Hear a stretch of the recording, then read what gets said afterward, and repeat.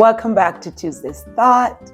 I am Jassett Crooks McGrowder, and this month is Women's History Month, so we'll be talking about some women this month. Please go ahead and subscribe and like and share, and we'll get started.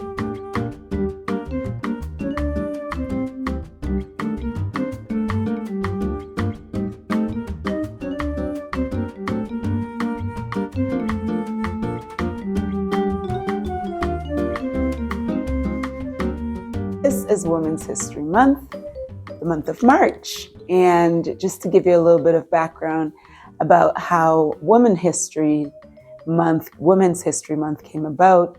So it has its origin as a national celebration in 1981 when Congress passed the Public Law 97-28, which authorized and requested the president to proclaim the week beginning March 7th, 1982 as Women's History Week. So this is in the States. And throughout the next 5 years, Congress passed joint resolutions designating a week in March as Women's History Week. And then in 1987, after being petitioned by the National Women's History Project, Congress passed another public law, 100-9, which designated the month of March 1987 as Women's History Month. So between 1988 and 1994, Congress passed additional resolutions requesting and authorizing the president to proclaim March of each year as Women's History Month. And so since 1995, presidents have issued a series of annual proclamation designating the month of March as Women's History Month. And so what do we do in these months? Well, the proclamation is that we celebrate the contributions of women that women have made to the United States and recognize the specific achievements women have made over the course of American history in a variety of fields, and this has spread from the States to other places, and March is International Women's Month now. We are going to look at some women in the Bible and some women that are in our lives today for this month. So I will be speaking about women in the Bible who did not let fear stop them from doing what they did, okay? And because they didn't let fear stop them, they did great things. And I will also be speaking about women of our day that are not in the limelight, but are great women of God. This week, we're going to look at a great woman in the Bible. Her name is Jehosheba. And she did not let fear stop her. So my title tonight is Jehosheba did not let fear stop her. And some of you might know who that is, and most people might not know who that is. So we're going to talk about who she is. And this particular woman in the Bible did not let the reign of terror stop her from doing something great. And so she was the aunt of King Joash, also known as King Jehoash. So we're going to read a little bit about her. So if you will turn with me to 2 Kings 11, verse 1-4, and I'm going to read a little bit about this great woman. When Athaliah, the mother of Ahaziah, saw that her son was dead, she arose and destroyed all the seed royal. But Jehosheba, the daughter of King Joram, sister of Ahaziah, took Joash, the son of Ahaziah, and stole him from among the king's sons, which were slain.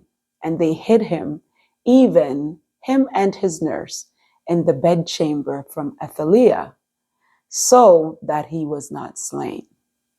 And he was with her hid in the house of the Lord 6 years. and Athaliah did reign over the land. And the 7th year, Jehoiada sent and fetched the rulers over hundreds with the captains and the guards, and brought them to him into the house of the Lord, and made a covenant with them, and took an oath of them in the house of the Lord, and shewed them the king's son. And then we're going to jump to 2 Kings 12, verse 1 and 2, and it reads, in the 7th year of Joash began to reign, and 40 years reigned he in Jerusalem, and his mother's name was Zibiah, and of Beersheba. And Joash did that which was right in the sight of the Lord all his days, wherein Jehoiada the priest instructed him. Looking back at his aunt, so Athaliah was the daughter of Ahab and Jezebel. And most of us know the story about Ahab and Jezebel.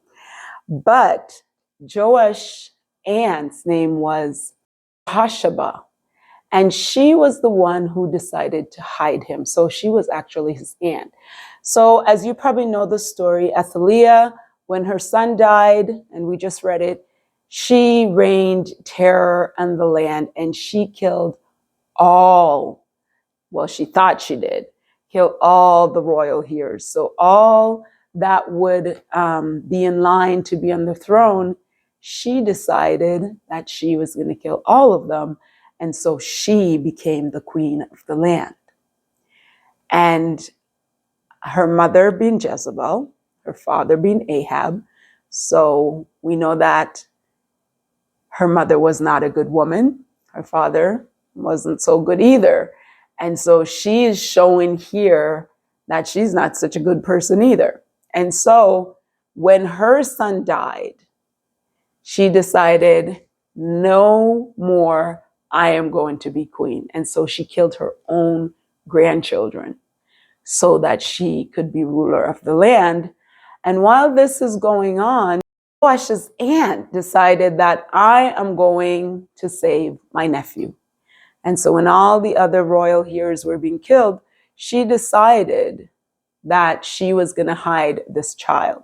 I think of how brave she is, that she would actually go against Athaliah, the queen, because she was the mother of Ahaziah. So she would go against her and hide this child and take the child. The child was taken to the temple. And so her being the paganistic woman that she was, she didn't even think to look and to see what's going on, where, that there's a child, there's a here that I missed. She didn't see that because she was too busy doing her evil works out there and didn't even, see that this child was in the house of the Lord growing up. And as the story told us, 7 years was there and he grew up. And then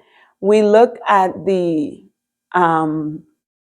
priest, the high priest Jehoiada was actually the husband of Jehosheba. And so they together took care of Joash and as he grew up. And then when he was 6, going into 7 years old, then the priest decided, okay, we're going to let the people know that there is actually a heir to the kingdom, and he's the son, real son of Ahaziah. And so the priest did this in a strategic way by getting all the armies and all the captains and all of them to protect the temple, so that when they do anoint this young boy, only 7 years old, they are protected, because this Athaliah was a dangerous woman. So they couldn't just do it without having protection from the army. And so they strategically planned. And when he was actually anointed king, then the reign of terror came. and looked and see, because she heard they were, saying, "Long live the king," and all of that. When she came and saw what happened, she was beside herself, crying that it was treason and all of that. But because the high priest was smart in what he did, he was able to just order the authority to take her life. Okay, so that's the story. What I want to point out is we might not have heard of Jehosheba so much, but this woman did not let fear of her brother's mother make her not, protect her little nephew. And so she did that. Of course, if her brother's mother found out about this, Athaliah, she would have definitely taken her life. She was the queen of the land. But this woman did not allow that fear to stop her from doing something good. She did not allow that fear to stop her from saving the life of Joash. I was just looking at this and I said, we have to be careful what we let fear do to us, because we could make the wrong decision by buying into fear. And the right decision could be right in front of us, but we don't do it because we're so fearful.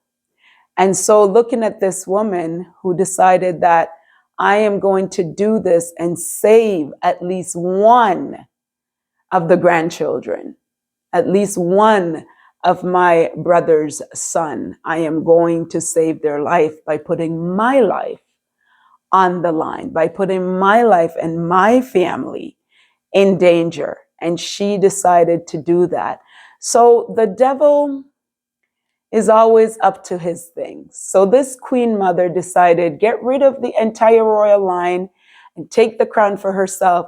But what she didn't know was that God made a promise to David. And it says, if you look at 2 Samuel verse 7:16, and thine house and thy kingdom shall be established forever before thee. Thy throne shall be established forever. And so the enemy wanted to end that by wiping out every hair that came from David. But God used this woman. She allowed herself to be used to put her life on the line so that God's plan will continue. Don't be afraid to let God use you, even though you might think people will think this way and that way. But if the right thing is placed before you, don't let fear stop you from doing that. Because you have a choice. We have a choice. We can fear what men will say about us, what men will do to us. And when I say men, I mean human beings.